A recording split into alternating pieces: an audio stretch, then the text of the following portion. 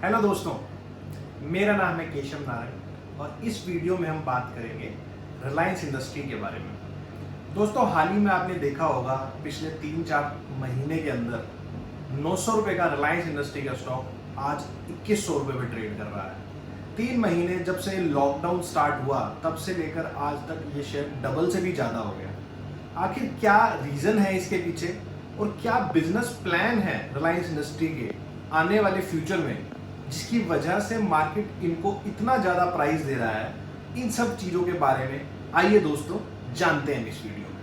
दोस्तों, अगर रिलायंस इंडस्ट्री की हिस्ट्री के बारे में बात करें तो जैसा कि आपको सबको पता ही है, 1960 के अंदर धीरूभाई अंबानी ने ये कंपनी को फाउंड की इंडिया के अंदर, और उसके बाद किस तरीके से सबसे पहले पॉलिएस्टर और टेक्सटाइल के बिजनेस से इन लोगों ने स्टार्ट किया। आपने वो मूवी भी देखी होगी गुरु, जिसमें पूरा देखा है कि आपने किस तरीके से रिलायंस स्टार्ट हुआ और किस तरीके से इन्होंने पॉलिएस्टर, टेक्सटाइल, डिफरेंट बिजनेसेस के अंदर ही आ गए।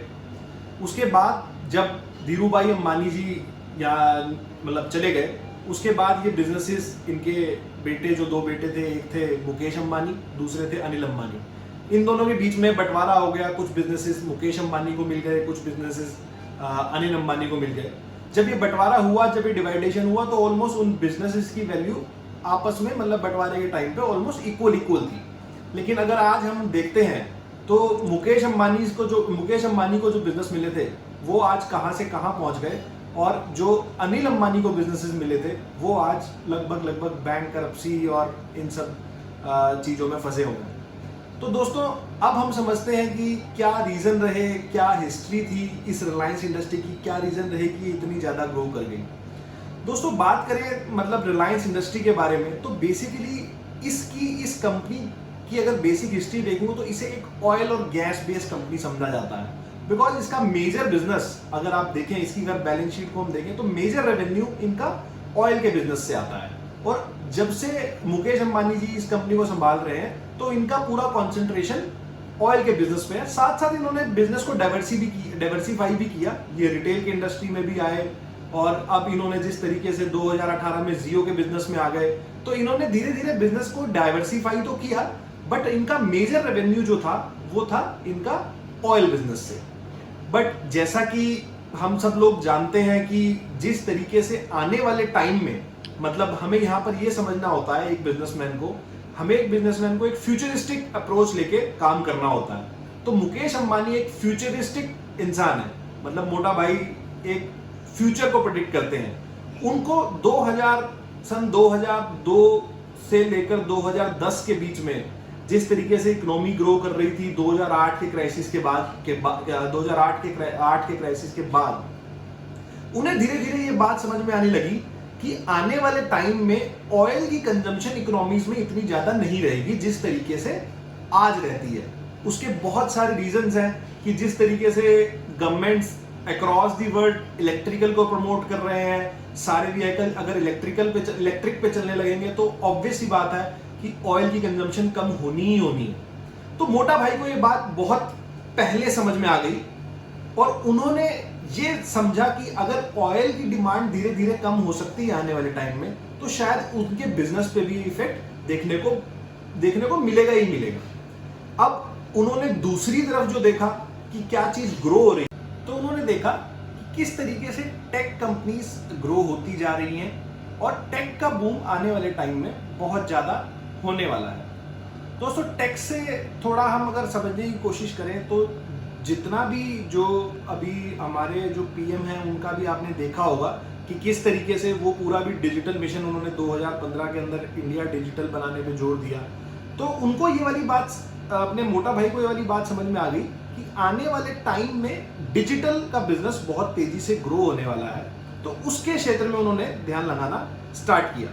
तो अगर आपने एक बहुत फेमस स्टेटमेंट अगर आपने उस समय देखा भी हो, जियो के लॉन्च होने से पहले उन्होंने एक बात कही थी, data is the new oil. मतलब कि जो डेटा है वो आने वाले टाइम में नया ऑयल होने वाला है। वो कैसे कि जितने भी आने वाले टाइम में, चाहे कोई भी आप ऐप यूज कर रहे हैं या आप यूट्यूब पे वीडियो देख रहे हैं या किसी भी तरीके का कोई भी सॉफ्टवेयर या सर्विस यूज कर रहे हैं, वो सारा का सारा इंटरनेट पे होने वाला है।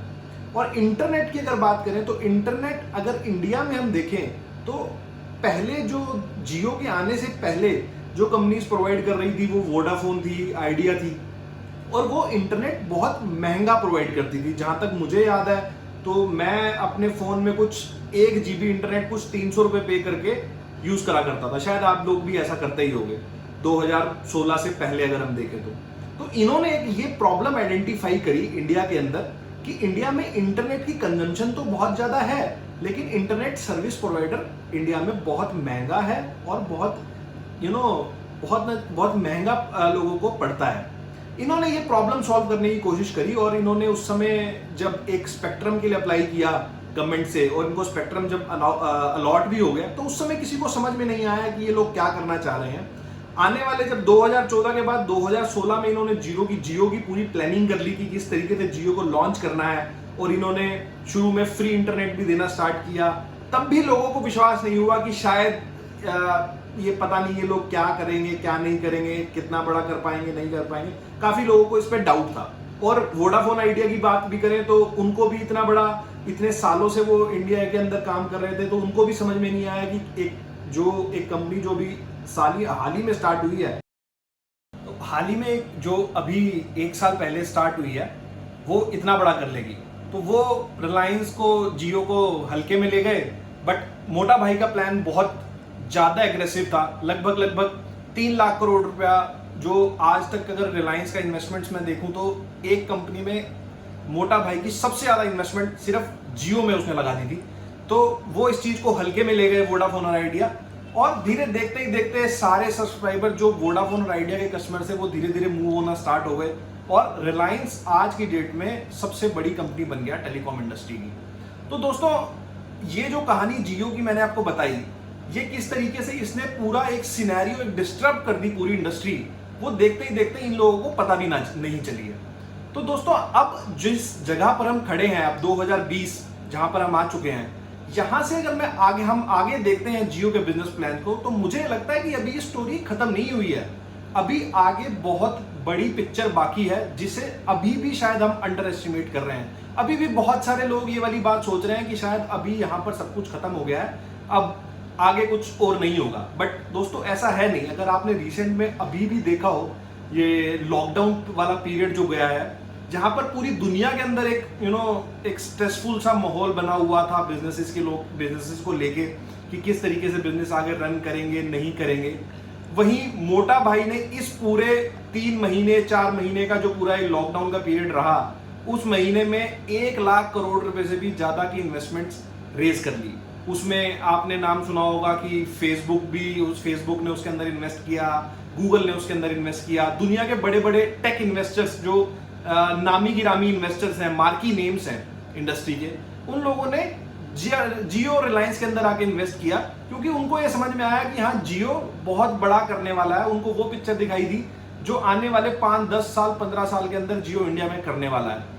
तो दोस्तों, जो लोग मेरे व्यू में जो आज जियो को अंडर एस्टिमेट कर रहे हैं कि अब जियो यहाँ के खत्म हो जाएगा, अब यहाँ से कोई आगे कुछ बड़ा नहीं होने वाला है, तो मुझे लगता है वो सारे लोग एक बार दोबारा से गलत साबित होंगे। और मोटा भाई का जो प्लान है वो आगे को लेके बहुत बड़ा प्लान है। उसके बारे में जैसे अगर मैं थोड़ा और आपसे डिस्कस करूं, आप जैसे अभी देख रहे हैं ये पूरी स्क्रीन के ऊपर कि कितने सारी बिजनेसेस में जियो और आने वाला है। जैसे कि ब्लॉकचेन के अंदर जियो आ रहा है, वर्चुअल रियलिटी के अंदर जियो आ रहा है, क्रिप्टो करेंसीज के अंदर जियो आ रहा है, पेमेंट्स के अंदर जियो आ रहा है, इवन जियो मार्ट जो भी इन्होंने रिसेंट में अपनी एक ग्रोसरी सर्विस स्टार्ट की है उसके अंदर भी जियो आ रहा है। उसके अलावा जियो प्लेटफॉर्म्स जिसके अंदर ये सारे लोगों ने इन्वेस्ट किया है, वो सारे एप्स मैं देखूं तो जियो मनी हो गया, जियो मार्ट हो गया, जियो सिक्योरिटीज है, जियो का अपना यहाँ पे वेब ब्राउजर आ रहा है। इतनी सारी ये एप्स हैं जो जियो ने लॉन्च कर दी है। तो क्या ये जियो जो इतना बड़ा खर्चा कर रहा है, क्या ऐसे ही कर रहा होगा? नहीं दोस्तों, अगर आप ये वाली बात को सोच रहे हैं तो शायद आप गलत सोच रहे हैं और आपको एक बार रीथिंक करने की जरूरत है। मुझे नहीं लगता कि इतना सारा इन्वेस्टमेंट लाने के बाद ये सब इतना कोई छोटा काम करेंगे। उसके अलावा अगर आप रिलायंस का पिछला 1-2 साल का ट्रैक रिकॉर्ड देखेंगे तो इसने लगभग 12-13 स्टार्टअप्स भी खरीद लिए हैं। मतलब इतना ज्यादा जियो आज की डेट में एग्रेसिवली इन्वेस्ट कर रहा है। तो इन स्टार्टअप्स को जिन स्टार्टअप्स को रिलायंस ने खरीदा है, तो वो क्या ऐसे ही खरीदा होगा, उससे कोई इनको रेवेन्यू सोर्स दिख रहा होगा या कुछ फ्यूचर दिख रहा होगा, तभी उनमें पैसा डाला गया होगा। और जो इतने मार्की नेम्स जैसे फेसबुक, गूगल, इन लोगों ने रिलायंस के अंदर इन्वेस्ट किया है, क्या ये लोग इतने समझदार नहीं होंगे कि इनको नहीं समझ में आ रहा होगा कि रिलायंस क्या करने वाला है? मैं आपको थोड़ा सा और आगे यहाँ पे पिक्चर क्लियर करता हूँ।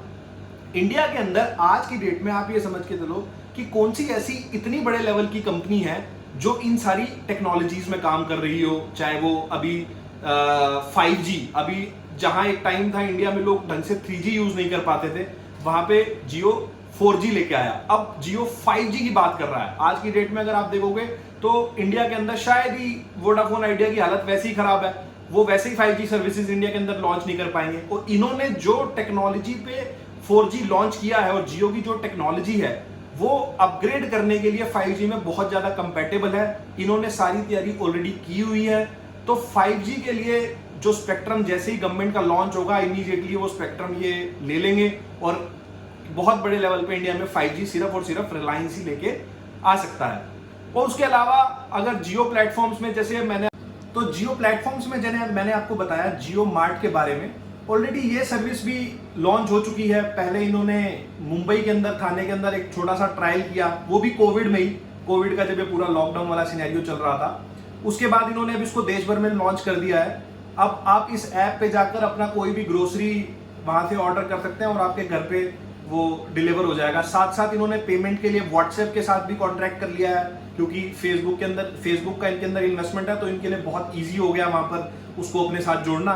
और आपके सारे नोटिफिकेशन सब कुछ व्हाट्सएप पे आपके आ जाएंगे, जो भी आप ग्रोसरी वगैरह आप वहां से ऑर्डर करते हैं, और उसके बाद आप वहां से पेमेंट्स भी कर पाएंगे। तो दोस्तों ये पूरा इकोसिस्टम खड़ा कर देंगे। देखते ही देखते बहुत सारे लोगों को शायद पता ही नहीं चलेगा कि किस तेजी से ये लोग निकल गए। तो मैं आपको ये यहाँ पर ये कहना चाह रहा हूँ कि जियो को आप बिल्कुल भी हल्के में मत लें। इनका बहुत बड़ा गेम प्लान है, बहुत बड़ी सोच के साथ ये लोग काम कर रहे हैं, छोटी सोच के साथ काम नहीं कर रहे। और यहाँ पर जियो को किसी भी तरह से अंडर एस्टिमेट करना कि यहाँ से ये चीज यहीं खत्म हो जाएगी, ऐसा नहीं है मेरे दोस्त। यहाँ मुझे लगता है कि अभी ये एक सिर्फ ट्रेलर है, इसके आगे पूरी पिक्चर बाकी है जो भी हमें आगे और देखनी है। और अगर यहाँ पे मैं आपको शेयर प्राइस के बारे में बात करें, देखो जैसा बहुत लोग भी कहते हैं और मैंने जिस तरीके से, जितना मुझे समझ में आया है, जितना मेरी नॉलेज कहती है, देखो जो भी बिजनेस इस तरह के ट्रांजिशन मोड में होते हैं, जैसे कि जियो है या रिलायंस है, ये एक ट्रांजिशन मोड में ही एक ऑयल कंपनी से एक टेक कंपनी बन रहा है। यहां पर इस क्रूशियल मोमेंट पे जो लोग इन्वेस्टमेंट कर देते हैं, यहां पर मैं प्राइस की बात नहीं करूंगा कि आप किस प्राइस पे पैसे को इन्वेस्ट कर रहे हैं। 1000 भी सही प्राइस था, 1500 भी सही प्राइस था, आज 2000 का प्राइस है, शायद वो भी सही प्राइस है।